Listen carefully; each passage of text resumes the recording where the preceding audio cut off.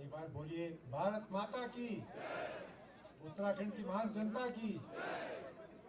बहुत ही सम्मानित राजनाथ सिंह जी, तीरथ सिंह जी, धन सिंह जी, दीप्ति रावत जी और यहाँ हमारे भारतीय जनता पार्टी के पदाधिकारी, विधायक से उम्मीदवार अनिल बलूनी जी, भाइयों और बहनों, हम सब के लिए बड़े सौभाग्य की बात है, हर्ष की बात है कि हमारे बीच में रक्षा मंत्री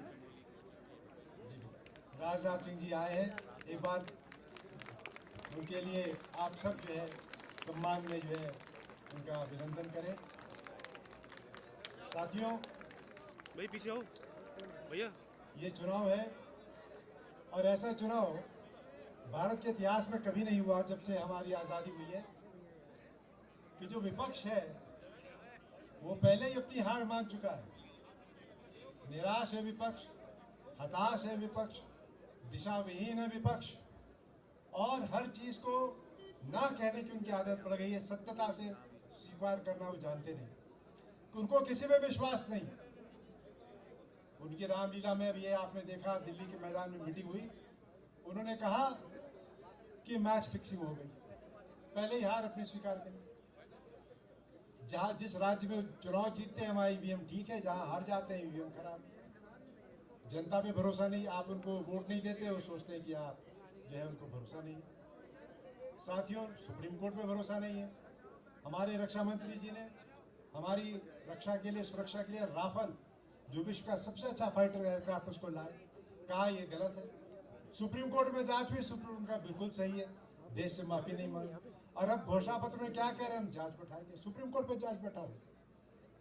आज मोदी जी का जो हमारा विराट कद है, पूरे देश में आज एक सुनामी लहर चल रही है। मैंने कहा कल प्रधानमंत्री जी से, एक सुनामी लहर आपके वजह से, आपके कार्य की वजह से, आपके मंत्रिमंडल की वजह से और भारतीय जनता पार्टी के कर्मठ साथियों की वजह से आज पूरे भारत में अगर एक चीज तय है कि फिर से सरकार आएगी, आपके पूरे सपने पूरे होंगे और जो भारतीय जनता पार्टी कहती है वो करती है। क्या स्थिति थी हमारी रक्षा की? 10-12 साल से कोई हथियार नहीं लिए जा रहे थे, आधुनिक हमारे पास फ्रिगेट्स नहीं थे, एयरक्राफ्ट नहीं थे, बुलेट प्रूफ जैकेट्स तक नहीं थे। रक्षा मंत्री जी को बधाई देंगे, धन्यवाद देंगे कि आज हमारी जो सेना है, सशस्त्र सेना है, वो इस मुकाबले में है कि हम किसी भी देश का सामना कर सकते हैं, उसको मुंहतोड़ जवाब दे सकते हैं। आज जिस इस देश का जो प्रेम है, हमारे जो आस्था है मोदी जी में, जो हमारी संस्कृति है, सभ्यता है, उसका अगर आज कोई रक्षक है, हमारी सीमाओं का कोई रक्षक है तो मोदी जी है। उनका इस क्षेत्र से लगाव राजनीतिक नहीं, भावनात्मक लगाव है। कितनी बार वो हमारे बीच में आए, कभी कोई प्रधानमंत्री नहीं आया। हमको उनको उससे कुछ कहने की जरूरत नहीं है, क्योंकि जानते हैं कि यहाँ के लोगों की क्या पीड़ा है, उनका क्या इलाज है। साथियों, हमको आपसे एक बात कहनी है कि चुनाव जीत की बड़ी बात नहीं है। उत्तराखंड को दिखाना है कि भारत में जितने प्रदेश हैं उस सारे प्रदेशों से ज़्यादा औसत से यहाँ से भारतीय जनता पार्टी की जीत होगी, कमल खिलेगा, मोदी जी प्रधानमंत्री बनेंगे, धामी जी मुख्यमंत्री हैं और जो यहाँ से उम्मीदवार हैं बलूनी जी बहुत ही सक्रिय हैं और हम सबके बहुत ही मित्र हैं, मित्र भाव के हैं। वो नेता नहीं है, कार्यकर्ता है। तो मैं चाहूँगा कि आप सब मतदान देने जाएं और भारतीय जनता पार्टी को विजयी बनाएं। हम आपके बीच में आते रहेंगे। आपका बहुत बहुत आभार व्यक्त करता हूँ। धन्यवाद। जय हिंद, जय उत्तराखंड। धन्यवाद। एक बार मंचासीन अतिथियों के लिए जोरदार तालियां आप बजाएंगे। हमारे बीच में हमारे केंद्रीय मंत्री श्रीमान राजनाथ सिंह जी हैं, एक बार उनके लिए जोरदार तालियां। स्वागत है भाई, स्वागत है, स्वागत है भाई, स्वागत है, स्वागत है भाई, स्वागत है। आज इस गोचर की चुनावी सभा में हमारे बीच में हमारे केंद्रीय रक्षा मंत्री श्रीमान राजनाथ सिंह जी यहां उपस्थित हैं। मैं पिछले 2022 में भी इसी मंच से आपने अनिल नौटियाल जी एक तरफा हमारे यहां से जीते। आपका एक बार पुनः इस मंच पर हार्दिक स्वागत, अभिनंदन। मैं अपने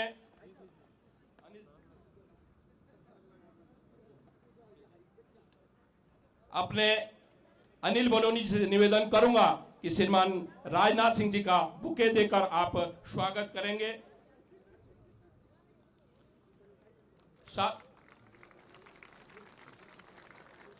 साथ ही हमारे क्लस्टर प्रभारी श्रीमान धन सिंह रावत जी से भी निवेदन करूंगा कि वे माननीय राजनाथ सिंह जी का स्वागत करेंगे।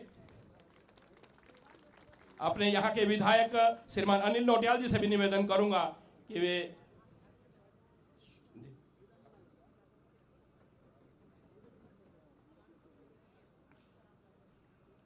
अपने भरत चौधरी जी और अपने भोपाल राम टमटा जी जो यहाँ के सम्मानित विधायक हैं उनसे भी निवेदन करूंगा संयुक्त रूप से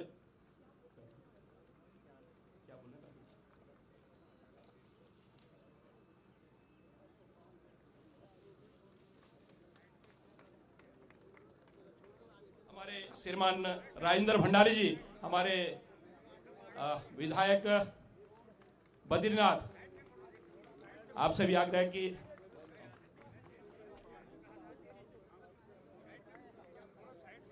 श्रीमान जिलाध्यक्ष रमेश मैखुरी, आपसे भी निवेदन कि वे हमारे केंद्रीय मंत्री राजनाथ सिंह जी का स्वागत आप करेंगे। भारत माता की। मैं अपने गढ़वाल लोकसभा के अपने इस चुनाव की दृष्टि से गढ़वाल संयोजक श्रीमान विजय कपरान जी से आग्रह करूंगा कि आप अपने गढ़वाल लोकसभा के प्रत्याशी यशस्वी श्रीमान अनिल बलूनी जी का बुक देकर स्वागत करेंगे हम सबकी ओर से। आदरणीय विजय कपरान जी, आप प्रत्याशी श्रीमान अनिल बलूनी जी का पुष्पगुच्छ देकर हम सबकी ओर से स्वागत करेंगे। धन्यवाद। इसी क्रम में मैं अपने इस क्षेत्र के सम्मानित विधायक अनिल नौटियाल जी से कहूंगा कि मंचासीन अतिथि और हमारे मुख्य वक्ता जिनका मार्गदर्शन हमको मिलना है, उनके स्वागत में दो शब्द कहकर अपनी बात रखें। बोलिए भारत माता की, भारत माता की, भारत माता की। गौचर के इस ऐतिहासिक मैदान में हम सबके नेता केंद्रीय रक्षा मंत्री आदरणीय राजनाथ सिंह जी का मैं आप सब लोगों की तरफ से गौचर में हार्दिक अभिनंदन करता हूं, हार्दिक स्वागत करता हूं।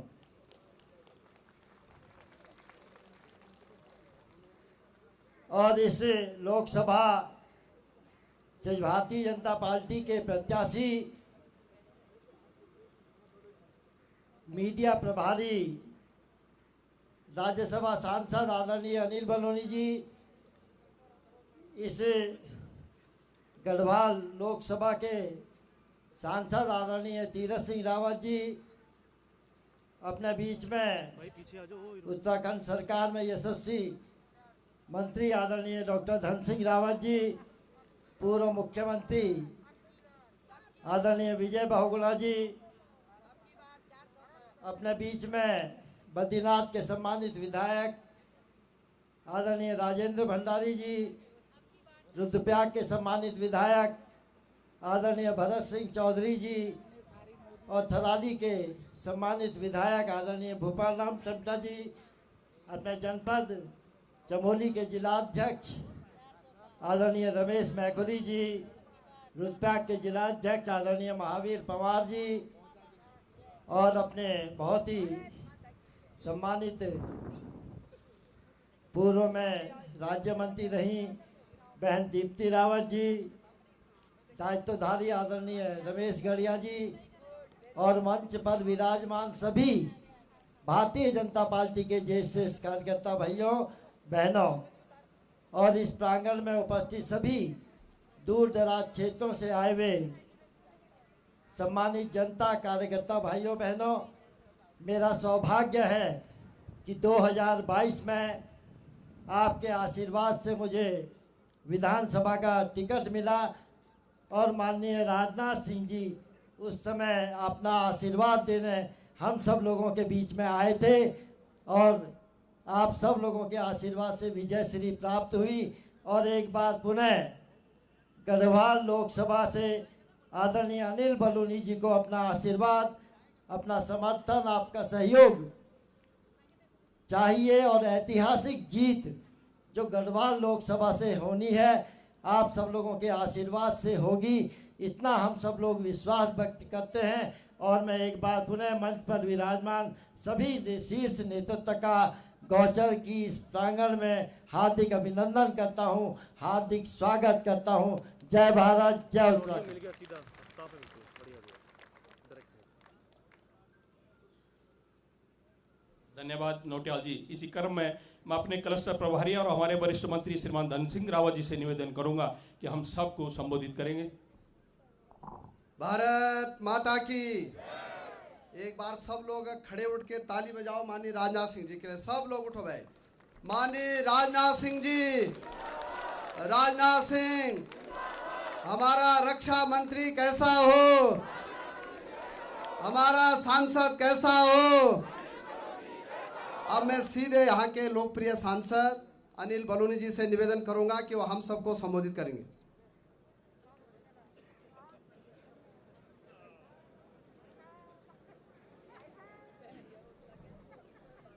भारत माता की, भारत माता की।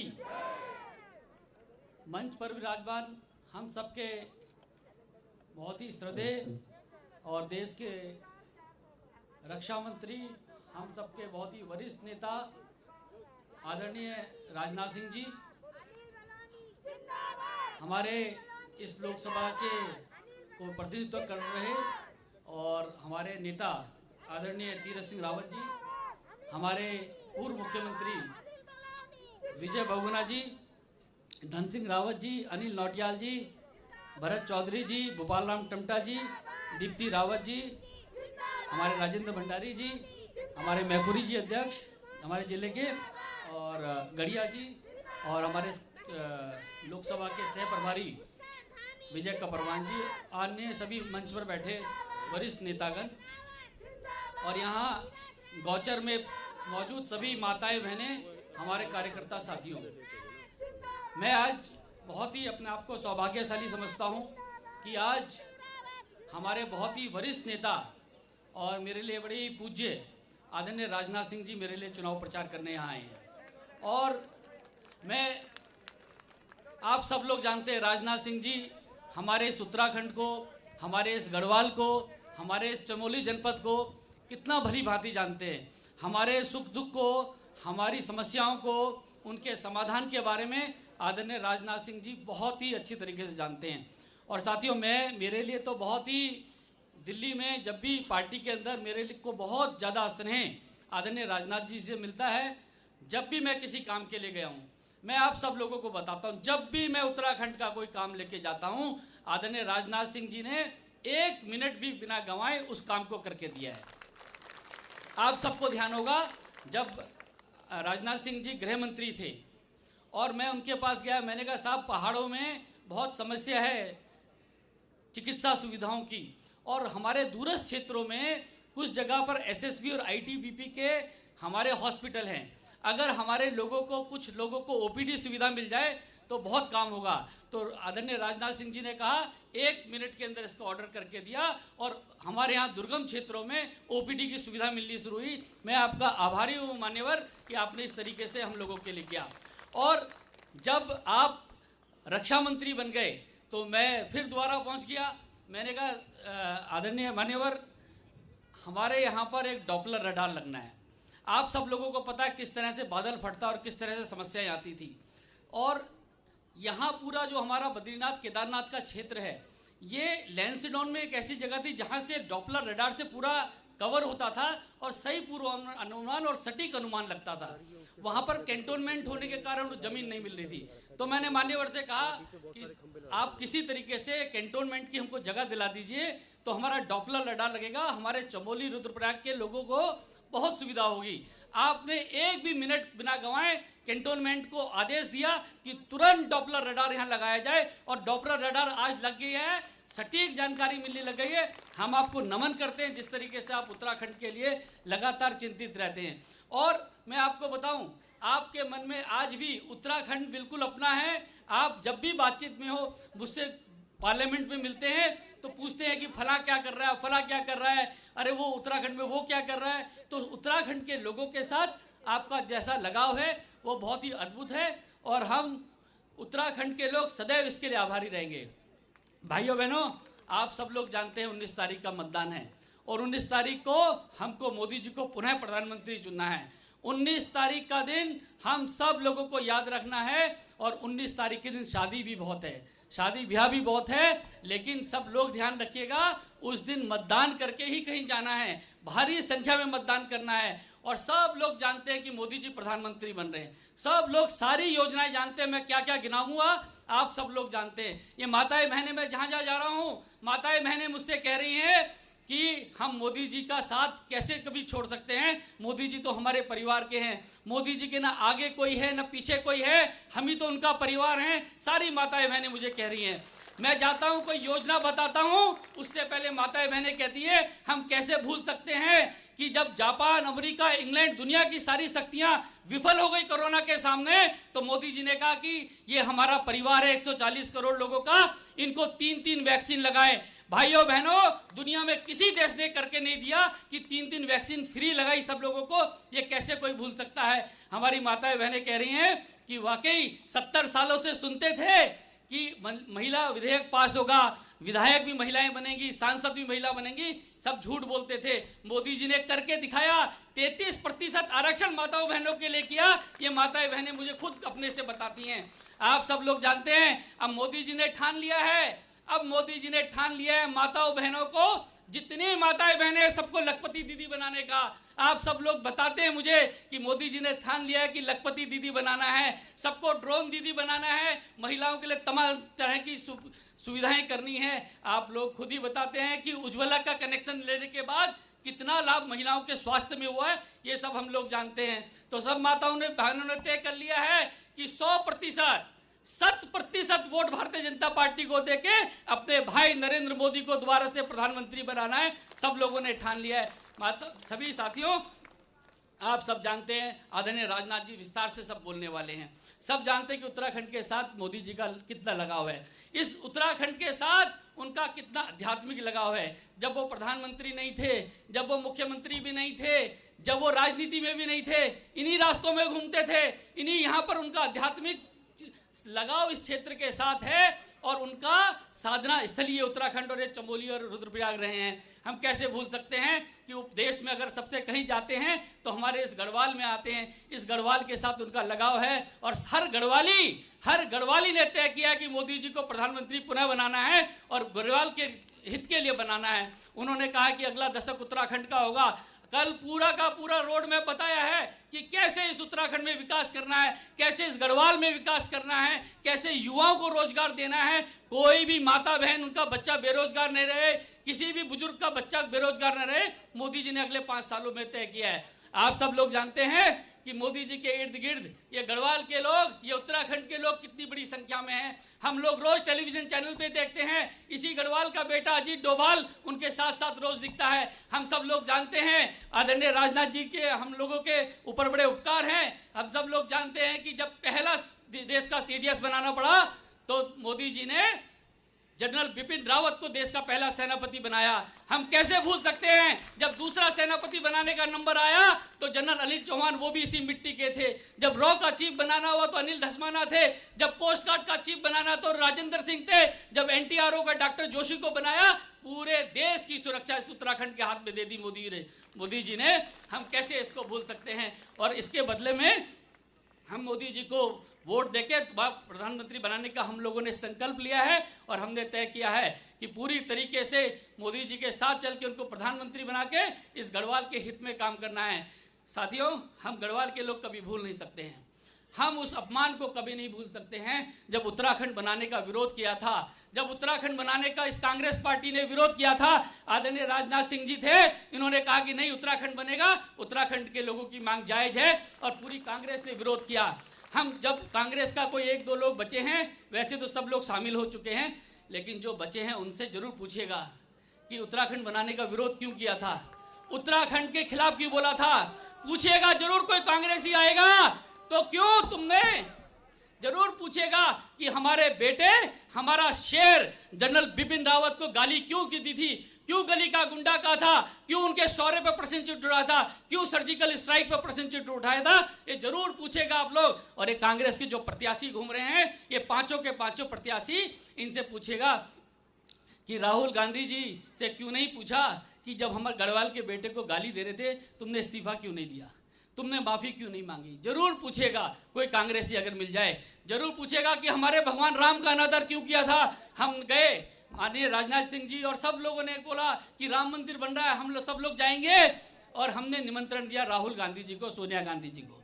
कोई कांग्रेसी राम मंदिर जाने के लिए तैयार नहीं है। भगवान राम को गाली देते हैं, हिंदू धर्म को गाली देते हैं, सनातन धर्म को गाली देते हैं, और क्या कहते हैं कि हिंदू धर्म कीड़े मकोड़ों की तरह हैं, हिंदू धर्म नाली के कीड़े की तरह है। ये कांग्रेस और उनके इंडिया अलायंस के साथी बोलते हैं। कभी राहुल गांधी जी ने माफी नहीं मांगी। यहाँ के कांग्रेस के प्रत्याशियों से पूछेगा कि आपने क्यों नहीं इस्तीफा दिया। रोज 100 लोग इस्तीफा दे रहे हैं कि हिंदू धर्म को गाली देते हैं, हम नहीं रह सकते इस कांग्रेस में। क्यों नहीं दिया, क्यों नहीं इन्होंने माफी मांगी, ये जरूर पूछने का है। साथियों, आज आप सब लोगों को पता है लगातार उत्तराखंड का चरित्र बदलने की कोशिश की जा रही है। उत्तराखंड में तुष्टीकरण की राजनीति की जा रही है। आप लोगों को पता है कि जब हरीश रावत जी की सरकार थी तो उन्होंने कहा जुम्मे की छुट्टी करेंगे। क्या आप बताइए, देवभूमि में जुम्मे की छुट्टी होनी चाहिए?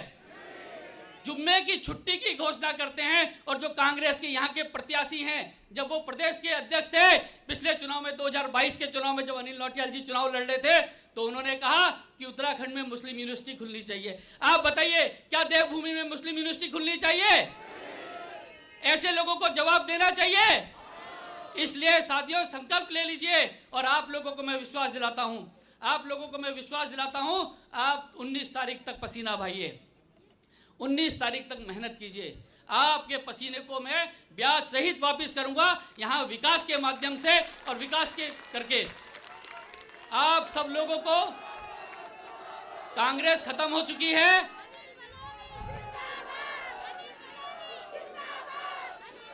साथियों, कांग्रेस खत्म हो चुकी है, कांग्रेस समाप्त हो चुकी है। अपना वोट खराब मत कीजिए। लेकिन कांग्रेस की झूठ बोलने की प्रवृत्ति खत्म नहीं हुई, कांग्रेस की झूठ बोलने की प्रवृत्ति खत्म नहीं हुई। हर चीज के बारे में झूठ फैला रहे हैं, हर चीज के बारे में गलत फैलाते हैं। कभी मेरे पास व्यक्तिगत मेरे ऊपर आरोप लगाते हैं, कभी मेरी पत्नी पे आरोप लगाते हैं, कभी मेरे बच्चों पे झूठ आरोप लगाते हैं, कभी कुछ झूठ फैलाते हैं। इनकी झूठ की फैक्ट्री चल रही है। अभी कभी लगातार अग्निवीर पे झूठ बोलते हैं। माननीय रक्षा मंत्री जी का बयान आया है कि ये तो सब हमारे लोग हैं और इनके लिए जो भी करना हुआ हम कहीं पीछे नहीं हटेंगे। माननीय राजनाथ सिंह जी ने खुद स्वयं कहा। तो इसलिए इनके झूठ पे मत जाइएगा। और आप लोगों को मैं कहता हूं, इस गढ़वाल की सेवा के लिए, इस गढ़वाल को नया गढ़वाल बनाने के लिए, इस गढ़वाल को बदलने के लिए अनिल बलूनी अपनी जान लगा देगा। और आप लोगों को पता है, मैं बहुत गंभीर रूप से बीमार था।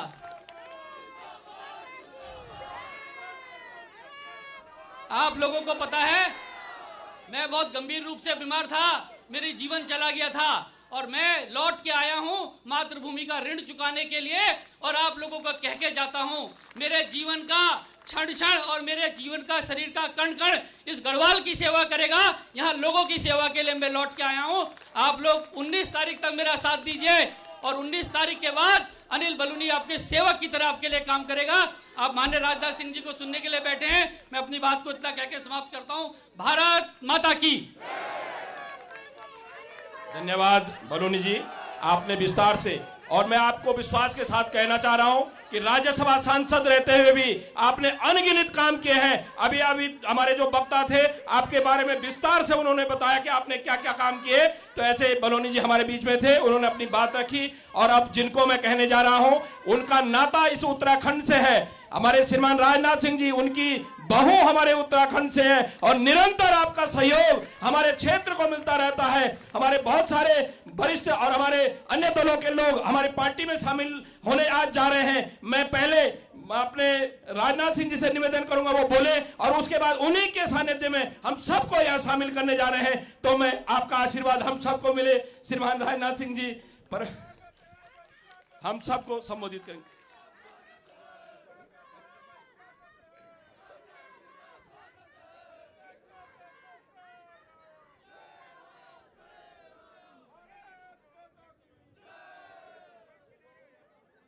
उत्तराखंड के पूर्व मुख्यमंत्री, आवाज ठीक है इसकी? आवाज पहुंच रही है? नहीं पहुंच रही है? ओके। उत्तराखंड के पूर्व मुख्यमंत्री श्रीमान तीरथ सिंह जी रावत, पूर्व मुख्यमंत्री श्रीमान विजय बहुगुणा जी, श्री धन सिंह जी रावत मंत्री उत्तराखंड सरकार, श्री अनिल बलूनी प्रत्याशी लोकसभा, रमेश भैखुरी जिलाध्यक्ष भारतीय जनता पार्टी, अनिल नौटियाल विधायक कर्णप्रयाग, भूपाल राम टमटा जी विधायक, श्री भरत चौधरी जी विधायक, श्री राजेंद्र भंडारी विधायक बद्रीनाथ, श्रीमती मुन्नी देवी शाह, वो नहीं है, श्रीमती अमर देवी शाह, श्री रघुवीर सिंह जी बेस्ट जिला सह प्रभारी, श्री रमेश गाड़िया जी, श्री महावीर सिंह जी पंवार, श्री गजेंद्र रावत, श्री विनोद नेगी जी, श्री समीर मिश्रा और इस सभा में यहाँ मौजूद मेरे सभी सम्मानित बहनों एवं भाइयों, मैं अनिल बलूनी जी से चर्चा कर रहा था कि शायद इस स्थान पर इसके पहले भी किसी सार्वजनिक सभा को संबोधित करने के लिए मैं आया हूं। इसके पहले कभी आया हूं कि नहीं आया? 22 में आया था और फिर 24 में आ गया। मेरे बहनों भाइयों, जब भी आया हूं आप सब लोगों ने बहुत ही गर्मजोशी के साथ स्वागत किया है और आज भी आप लोगों ने फूलों के गुलदस्ते देकर, तालियां बजाकर मेरा स्वागत किया है। लेकिन मैं इस सच्चाई को भी जानता हूं कि भारत की परंपरा है और शिष्टाचार का तकाजा है। स्वागत, अभिनंदन ये कभी एक तरफा नहीं होना चाहिए। इसलिए मैं भी अपनी तरफ से शीश झुकाकर आप सभी बहनों भाइयों का हार्दिक अभिनंदन करता हूं, आप सभी का स्वागत करता हूं। यह उत्तराखंड को देवभूमि के रूप में भारत में ही नहीं बल्कि दुनिया के दूसरे देशों में जहां पर भारतवासी रहते हैं वो लोग भी मानते हैं। गढ़वाल से लेकर कुमायूं तक उत्तराखंड के कण कण को देवताओं का आशीर्वाद मेरे बहनों भाइयों प्राप्त है। यदि मैं कहूं कि उत्तराखंड की धरती यह आध्यात्मिक भूमि है, अध्यात्म की धरती है, तो यह कहना भी अतिशयोक्तिपूर्ण नहीं होगा। यहां तक कि भारत की सीमाओं को सुरक्षित करने में अहम योगदान देने का काम यदि कोई राज्य करता है तो वो उत्तराखंड राज्य करता है। अपनी जिंदगी हथेली पर लेकर भारत की सीमाओं की रक्षा करना यह कोई आसान खेल नहीं है। यह काम छोटे मन के लोग नहीं कर सकते, यह काम बड़े मन के ही लोग कर सकते हैं। और मैं यह मानता हूं छोटे मन का व्यक्ति कभी आध्यात्मिक भी नहीं हो सकता है, जो बड़े मन का होता है वही आध्यात्मिक भी हो सकता है। इसीलिए मैं समझता हूं कि इस आध्यात्मिक धरती से बड़ी संख्या में लोग सेना में भर्ती होते हैं। सेना के प्रति हमारे प्रधानमंत्री के मन में कितना बड़ा सम्मान है, यह उत्तराखंड के लोगों को कम से कम बतलाने की कोई आवश्यकता नहीं है। हिंदुस्तान का हर सैनिक, हिंदुस्तान का हर नागरिक सच्चाई को जानता है। मैं लंबे समय से राजनीति में हूं। मैं जब उत्तर प्रदेश का मुख्यमंत्री था उसी समय इस उत्तर प्रदेश का विभाजन हुआ और उत्तर प्रदेश अलग राज्य बना और उत्तराखंड अलग राज्य बना था। पहले से परिचित। उस समय भी बराबर यह मांग होती थी पूर्व सैनिकों के द्वारा कि 1 रैंक 1 पेंशन लागू की जानी चाहिए। 2013 में जब हमारे मोदी जी प्रधानमंत्री के उम्मीदवार के रूप में घोषित हुए तो उस समय पार्टी का राष्ट्रीय अध्यक्ष मैं ही था। हरियाणा की एक सार्वजनिक सभा को संबोधित करने जा रहे थे। उन्होंने कहा कि अध्यक्ष जी, आज मैं हरियाणा की एक सभा को संबोधित करने जा रहा हूं जिसमें कि अधिकांश हमारे पूर्व सैनिक रहेंगे और आप भी जानते हैं कि हमारे पूर्व सैनिक लंबे समय से बराबर 1 रैंक 1 पेंशन लागू किए जाने की मांग कर रहे हैं। क्या करना चाहिए? मैंने कहा आपका क्या मत है? उन्होंने कहा कि उनका कहना था कि लागू किया जाना चाहिए। और उस हरियाणा की एक बड़ी सभा में जाकर उन्होंने घोषणा कर दी हमारी सरकार बनेगी तो हम 1 रैंक 1 पेंशन को लागू करेंगे बहनों भाइयों। और उन्होंने सरकार बनने के बाद देर नहीं की और हमारे देश के बहादुर जवानों के लिए 1 रैंक 1 पेंशन यह सुविधा लागू कर दी। और मैं कह सकता हूं कि आज तक 1 लाख करोड़ के आसपास 1 रैंक 1 पेंशन के आधार पर हम लोगों ने दिया है। लेकिन सैनिकों के लिए लाख करोड़ का कोई महत्व नहीं है। धन का महत्व नहीं है। जिंदगी से बड़ी अनमोल चीज मैं समझता हूं कि मानव जीवन में और कुछ नहीं हो सकता। धन दौलत का कोई महत्व नहीं है। लेकिन लोगों ने भी सरकार चलाई है। लंबे समय तक इस हिंदुस्तान में कांग्रेस ने सरकार चलाई है। आपने देखा होगा कि जब जब इनकी सरकार रही है तब तब बड़े बड़े घोटाले हुए हैं। कभी जीप घोटाला हुआ है, कभी बोफोर्स घोटाला हुआ है, कभी हेलीकॉप्टर घोटाला हुआ है, कभी रक्षा सौदों में घोटाला हुआ है। बराबर घोटाले हुए हैं और बराबर भ्रष्टाचार के गंभीर आरोपों के कारण इनकी जो सरकारें रही हैं उनकी दुर्गति भी हुई है, उनकी छवि भी खराब हुई है। और एक बार तो ऐसा भी हुआ कि इनके मंत्री को जेल की हवा भी भ्रष्टाचार के आरोपों के कारण जो है खानी पड़ी थी। मेरे बहनों भाइयों, 10 वर्ष हो गए मोदी जी के नेतृत्व में इस देश में सरकार चलाते हुए। भारत ही नहीं, दुनिया का कोई व्यक्ति उंगली उठाकर नहीं कह सकता है कि मोदी जी की सरकार के किसी भी मंत्री के ऊपर 10 वर्षों के अंदर एक भी कोई भ्रष्टाचार का आरोप लगा हो। एक भी भ्रष्टाचार का आरोप लगाने की हिम्मत कोई नहीं कर पाया। और मैं आपको याद दिलाना चाहता हूं, मैं किसी प्रधानमंत्री की आलोचना नहीं करता हूं, चाहे वह कांग्रेस का हो चाहे किसी राजनीतिक पार्टी का हो, क्योंकि मैं मानता हूं कि प्रधानमंत्री यह व्यक्ति नहीं होता है, यह संस्था होता है।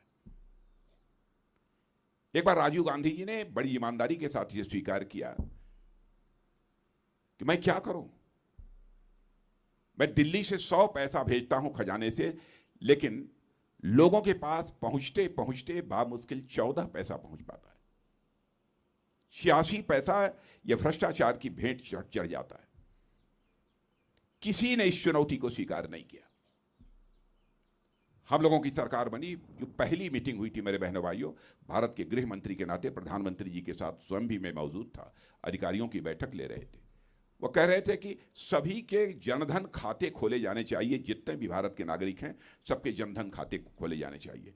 मैं ईमानदारी से स्वीकार करता हूं कि मेरी भी समझ में नहीं आया कि प्रधानमंत्री जी सारे देशवासियों के खाते क्यों खुलवा रहे हैं। जीरो बैलेंस अकाउंट खोल दिया जाना चाहिए। तो मैंने सीधे बगल में ही बैठा था, तो मैंने सीधे कान में पूछा कि इसका उद्देश्य। दोनों ने कहा कि मीटिंग समाप्त हो जाने के बाद बताएंगे। और बहनों भाइयों, जनधन खाते खुल जाने का परिणाम क्या हुआ है कि आज यदि दिल्ली के बैंकों से 100 पैसा चलता है तो 100 का 100 पैसा आपकी जेब में पहुंचता है। एक पैसा भी भ्रष्टाचार की भेंट नहीं चढ़ने पाता है। भ्रष्टाचार को समाप्त करना है तो भ्रष्टाचार भाषण देकर नहीं समाप्त किया जा सकता। भ्रष्टाचार को समाप्त करना है तो सिस्टम में बदलाव लाना पड़ेगा, व्यवस्था में बदलाव लानी पड़ेगी, तब जाकर भ्रष्टाचार समाप्त हो सकता है। भारत की सीमाओं की सुरक्षा का जहां तक प्रश्न है, मैं यकीन दिलाना चाहता हूं उत्तराखंड वासियों को, इन्हें समस्त देशवासियों को, कि बहनों भाइयों, भारत अब कमजोर भारत नहीं रहा है। भारत अब दुनिया का ताकतवर देश बन चुका है। मेरे बहनों भाइयों, भारत दुनिया का ताकतवर देश बन चुका है। वैसे तो भारत की धरती वह धरती है जो वसुधैव कुटुंबकम का संदेश देती है। भारत की सीमा में ही नहीं, विश्व की धरा पर रहने वाले लोगों को अपने परिवार का सदस्य यदि कोई देश मानता है तो हमारा और आपका देश केवल यह भारत मानता है। हम अपने पड़ोसी देशों के साथ भी अच्छे रिश्ते बनाकर रखना चाहते हैं, लेकिन यदि हमारे साथ किसी ने नापाक हरकत करने की कोशिश की, स्वाभाविक रूप से वह जवाब देना यह हमारा धर्म है और इस धर्म का हम निर्वाह करेंगे। मैं आपको रक्षा मंत्री होने के नाते यकीन दिलाना चाहता हूं, जहां तक उत्तराखंड राज्य के विकास का प्रश्न है, मुझसे अच्छी तरह आप लोग जानते हैं किस तरीके से यहां पर रोड का निर्माण हुआ है, किस तरीके से एयरपोर्ट बने हैं, किस तरीके से यहां पर हेलीपैड्स बने हैं। यह सारी चीजें आपकी जानकारी में हैं। मुझे जानकारी है इस उत्तराखंड के बारे में कि 2019 तक, और विशेष रूप से गढ़वाल के बारे में, 100 में ऐसे बामुश्किल 9-10 परिवार हुआ करते थे जिनके घरों में नल के माध्यम से शायद जल पहुंच जाता था। लेकिन आज जो मुझे जानकारी है, मैं विश्वास के साथ कह सकता हूं, कम से कम 100 में 90 लोगों के घरों में नल के माध्यम से जल पहुंच रहा है उत्तराखंड।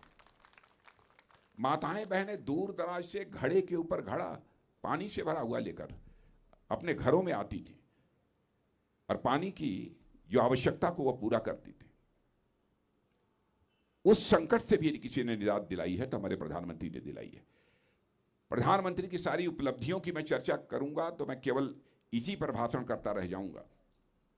किस तरीके से विभिन्न हमारे यमुनोत्री, केदारनाथ, हेमकुंड साहिब में भी रोप वे बनने के कारण किस प्रकार की हम सबको सुविधा हो गई है उसकी भी आपको जानकारी है। केदारनाथ, बद्रीनाथ, गंगोत्री और यमुनोत्री के चारों धाम या किस तरीके से लगभग 900 लंबे किलोमीटर के हाईवे से जोड़ दिए गए।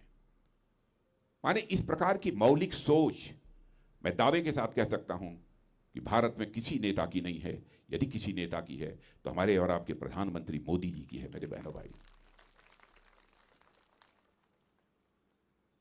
और भारतीय जनता पार्टी की सबसे बड़ी विशेषता, और मैं कहना चाहूंगा प्रेस के दोस्तों से भी, हमारी कोई भी बात गलत हो आप निश्चित रूप से अखबारों में लिख दीजिएगा, क्योंकि मैं राजनीति मैंने जिंदगी में की है तो जनता की आंखों में धूल झोंक कर कभी राजनीति नहीं की है। जनता की आंखों में आंख डालकर बराबर मैंने राजनीति की है। जनता को गुमराह कभी नहीं करना चाहूंगा। भारतीय जनता पार्टी हिंदुस्तान की एक ऐसी राजनीतिक पार्टी है, उसका चरित्र है कि जो कहती है वह करती है। मैं यह नहीं कहता हूं हमारे किसी कार्यकर्ता ने कह दिया तो आपने मान लिया कि भारतीय जनता पार्टी ने कहा।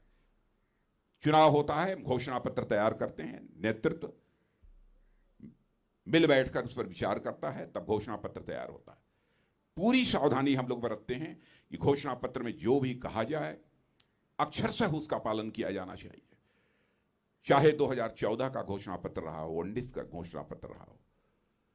मैं तो उसके पहले भी याद दिलाना चाहता हूं, भारतीय जनता पार्टी का कोई भी घोषणा पत्र रहा हो, हमें यदि अवसर मिला है तो हमने उसे पूरा किया है। हमारे कहने और करने में कभी अंतर नहीं रहा है, हमारी कथनी और करनी में कभी कोई अंतर नहीं रहा है। और मैं कहना चाहता हूं कांग्रेस जैसी राजनीतिक पार्टियों ने लगातार 50-55 वर्षों तक इस हिंदुस्तान की जनता को तरह तरह के आश्वासन दिए, और मैं समझता हूं कि आंशिक रूप से भी अपने वादों को पूरा कर दिया होता तो हमारा यह भारत एक दुनिया का ताकतवर देश बन गया होता। और नेताओं के कहने और करने में अंतर होने के कारण ही भारत की राजनीति में विश्वास का संकट पैदा हुआ है। और विश्वास के संकट को भारत में यदि किसी राजनीतिक पार्टी ने चुनौती के रूप में स्वीकार किया है तो भारतीय जनता पार्टी ने उसे चुनौती के रूप में स्वीकार किया है। हम लोगों ने कहा था धारा 370 समाप्त करेंगे, तो संसद के दोनों सदनों में बहुमत मिलने के साथ चुटकी बजाकर धारा 370 जम्मू कश्मीर की समाप्त कर दी। हम लोगों ने कहा था हम आएंगे, नागरिकता कानून बनाएंगे, वह भी वादे को भी पूरा कर दिया। हम बराबर 84 से यह कहते चले आ रहे थे कि जिस दिन हमारी दिल्ली में सरकार बन जाएगी, अयोध्या की धरती पर भव्य राम का मंदिर बनकर रहेगा। बहनों भाइयों, वह क्षण आ गया। 22 जनवरी को हमारे प्रधानमंत्री ने रामलला की अयोध्या में प्राण प्रतिष्ठा कर दी। अब रामलला अपनी झोपड़ी से निकलकर अपने महल में पहुंच चुके हैं। मुझे तो ऐसा लगता है इसके बाद भारत में राम राज्य आने का आगाज मेरे बहनों भाइयों हो चुका है, जब रामलला अपनी झोपड़ी से निकलकर अपने महल में पहुंच चुके हैं। कई ऐसी चीजें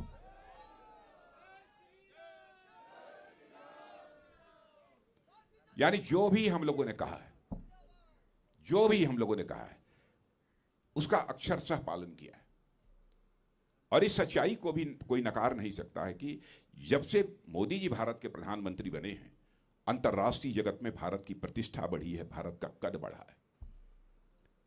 इस सरकार के बनने के पहले भी मुझे विदेशों में जाने का अवसर मिला है, कई मंचों पर मुझे बोलने का अवसर मिला है। पहले भारत अंतर्राष्ट्रीय मंचों पर कुछ बोलता था तो भारत की बातों को जिस गंभीरतापूर्वक लिया जाना चाहिए, भारत की बातों को लोग गंभीरतापूर्वक नहीं लेते थे। लेकिन आज यदि अंतर्राष्ट्रीय मंचों पर भारत कुछ बोलता है तो मेरे बहनों भाइयों, सारी दुनिया कान खोलकर सुनती है कि भारत बोल क्या रहा है। यह भारत की हैसियत सारी दुनिया में बनी है।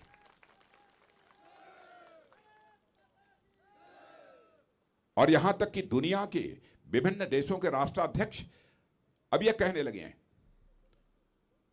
कि विश्व की 21वीं सदी दुनिया के किसी देश की होने जा रही है तो हमारे और आपके भारत की होने जा रही है। बहनों भाइयों, अब मैं नहीं कह रहा हूं, दुनिया के भिन्न भिन्न देशों के राष्ट्राध्यक्ष यह बात कहने लगे।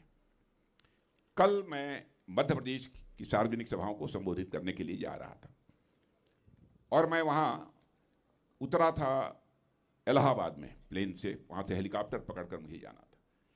कुछ समाचार पत्र रखे थे, समाचार पत्रों को ऐसे ही सरसरी निगाहों से मैं देख रहा था।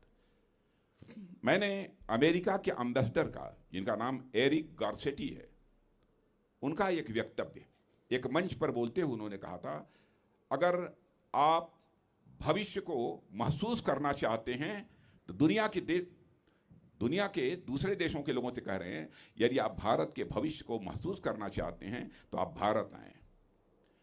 आप यदि भविष्य देखना चाहते हैं, अगर आपको भविष्य यदि देखना है दुनिया का, तो उसे देखने के लिए आप भारत आएं।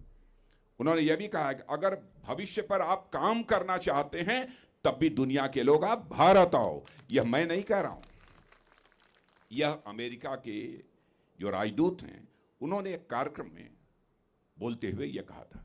भारत के प्रति यह धारणा बनी है, भारत अब कोई सामान्य देश नहीं है दुनिया की नजरों में। और आपको मालूम है कि रूस और यूक्रेन का जब युद्ध प्रारंभ हुआ था तो हमारे लगभग हजारों बच्चे भारत के वहां पढ़ते हैं।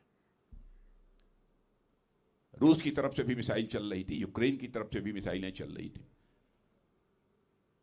हमारे भारत के जो बच्चे पढ़ते थे उनके माँ बाप जो यहां रहते थे, उन्होंने प्रधानमंत्री से मांग करनी शुरू कर दी कि मोदी जी चाहे जैसे हो हमारे बच्चों को यूक्रेन से बाहर निकालिए, उन्हें भारत ले आइए। हमारे प्रधानमंत्री ने चटपट रूस के राष्ट्रपति मिस्टर पुतिन से बात की और यूक्रेन के राष्ट्रपति मिस्टर जेलेंस्की से बात की और साथ ही दुनिया का जो सबसे ताकतवर देश माना जाता है अमेरिका, उनके राष्ट्रपति मिस्टर बाइडेन से बात की। और बहनों भाइयों, शायद आपको जानकारी होगी, 4.5 घंटे के लिए युद्ध रुक गया, 22,500 हमारे भारतवासी बच्चे भारत लौट आए। यह है भारत की हैसियत।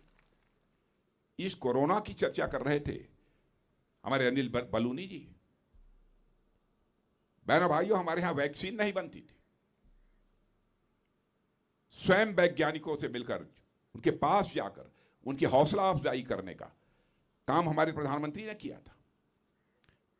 और इन्होंने सच कहा है कि भारत में लोगों को कोरोना वैक्सीन की 3-3 डोज लगी है, लेकिन दुनिया के शायद किसी देश में आपको यह देखने को नहीं मिलेगा।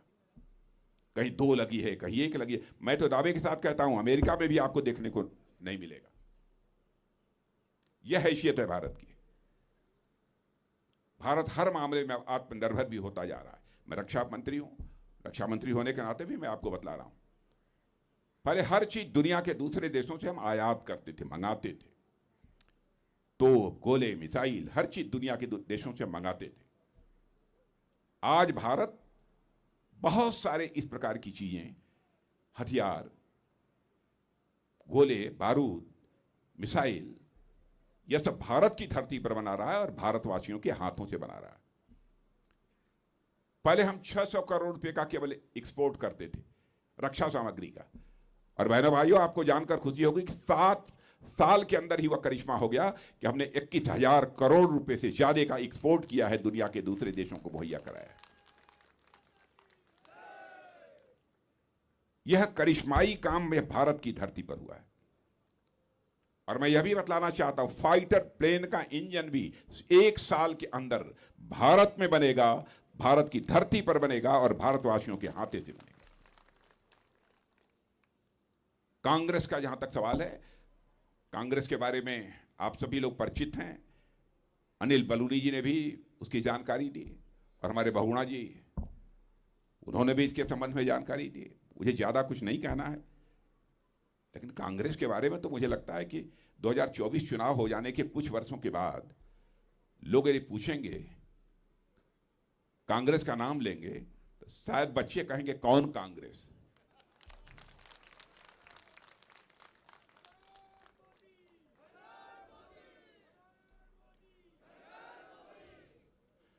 और जैसे इस पृथ्वी से डायनासोर लुप्त हो गया है मेरे बहनों भाइयों, मुझे लगता है कांग्रेस भी लुप्त हो जाएगी।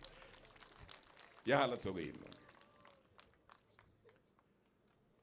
और आप लोग अच्छी तरह कांग्रेस को समझते हैं, क्योंकि कांग्रेस का एक समय वर्चस्व रहा है।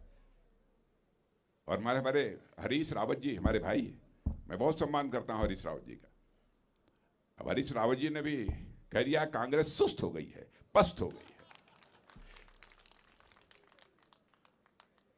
लेकिन मैं आपको बतलाना चाहता हूं कि जो कांग्रेस के दोस्तों से भी बातचीत होती है और जो कांग्रेस को मैं देख रहा हूं, मुझे लगता है कि अब कांग्रेस पहाड़ चढ़ने लायक नहीं है मेरे बहनों भाई। कांग्रेस से पहाड़ नहीं चल सकती और इनमें आपस में रोज लड़ाई। आप देख रहे होंगे धड़ाधड़ कांग्रेस छोड़कर लोग भारतीय जनता पार्टी की सदस्यता स्वीकार कर रहे हैं, धड़ाधड़। और आजकल तो कांग्रेस सचमुच टीवी शो बिग बॉस देखा है कि नहीं? आप लोगों ने बिग बॉस देखा है कि नहीं? बिग बॉस का घर बनी हुई है, प्रतिदिन एक दूसरे के कपड़े फाड़ रहे हैं।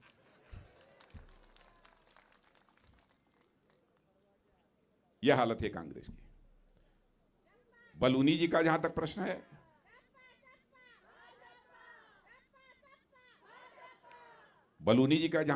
है,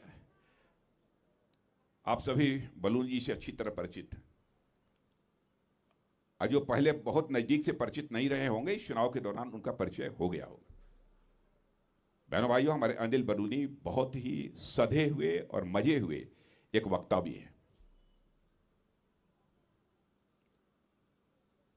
और भारतीय जनता पार्टी केंद्र में भी बहुत ही प्रभावी भूमिका का निर्वाह करते हैं। और मुझे आश्चर्य होता था राज्यसभा में जब थे, संसद में, तब भी कोई ना कोई उत्तराखंड की समस्या को लेकर जो हमारे पास पहुंचे रहते थे। जब मैं गृह मंत्री था तब भी, रक्षा मंत्री था तब भी। लेकिन इनकी विश्वसनीयता पर कभी मेरे मन ने कोई प्रश्न चिन्ह नहीं लगाया, इसलिए जो ये कहते थे अक्षरशः उसको जो है मैं बराबर धरती पर उतारने की मैं बराबर कोशिश करता रहा हूं।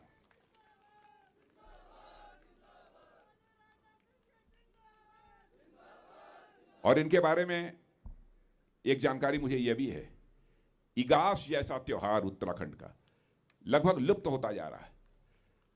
वह इगास का त्योहार जिंदा रहना चाहिए।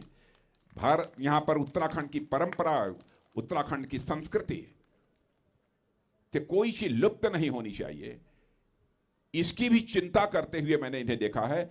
अब भले ही यहां पर उत्तराखंड में आकर इगास के बारे में जो कार्यक्रम बड़े बड़े करने चाहिए इन्होंने न किया होगा, लेकिन दिल्ली में उन्होंने कार्यक्रम किया था और उस कार्यक्रम में मुझे भी बुलाया था। उसमें उपराष्ट्रपति भी आए थे, कई मुख्यमंत्री, कई मंत्री भी उसमें आए थे। तो उस समय मैंने पूछा था कि इगास पर्व क्या होता है। बहनों भाइयों, सच्चाई है कि मुझे उसकी जानकारी नहीं थी। जो व्यक्ति इतनी समाज की चिंता करे, अपनी संस्कृति की चिंता करे और संस्कारों की चिंता करे, तो बहनों भाइयों, मैं विश्वास के साथ कह रहा हूं कि आप समझ लीजिए कि आपके दुख और तकलीफ के प्रति वह कितना संवेदनशील होगा, इसकी आप सहजी कल्पना कर सकते हैं। इसलिए मैं आप सभी लोगों से अपील करने आया हूं कि आप लोग अनिल बलूनी जी को भारी मतों से विजय दिलाकर भारत की संसद में भेजिए। राज्यसभा में थे तब भी आपकी चिंता करते थे, और लोकसभा में जाएंगे तो स्वाभाविक रूप से इनकी जिम्मेदारी बढ़ जाती है और वह बखूबी अपनी जिम्मेदारी का निर्वाह करेंगे। तीरथ सिंह जी रावत, बहन भाइयों, मुझे तो बेहद कभी कभी आश्चर्य होता है उत्तराखंड के लोग कितने बड़े मन के हैं। मैं अभी तीरथ सिंह जी रावत से बात कर रहा था। तीरथ सिंह जी रावत का एक नए भाई साहब अनिल बलूनी भारी मतों से, रिकॉर्ड मतों से इस बार चुनाव जीत कर जा रहे हैं। ऐसे लोग उत्तराखंड की धरती पर पैदा हुए। तो बहनों भाइयों, अनिल बलूनी जी को भारी मतों से विजय दिलाइए। बस एक ही चीज मैं कहना चाहूंगा कि आप लोग केवल सांसद नहीं चुन रहे हैं। फिर से दोहराना चाहता हूं, आप लोग केवल सांसद नहीं चुन रहे हैं। वारे उत्तराखंड, अकलेमंद इशारा काफी।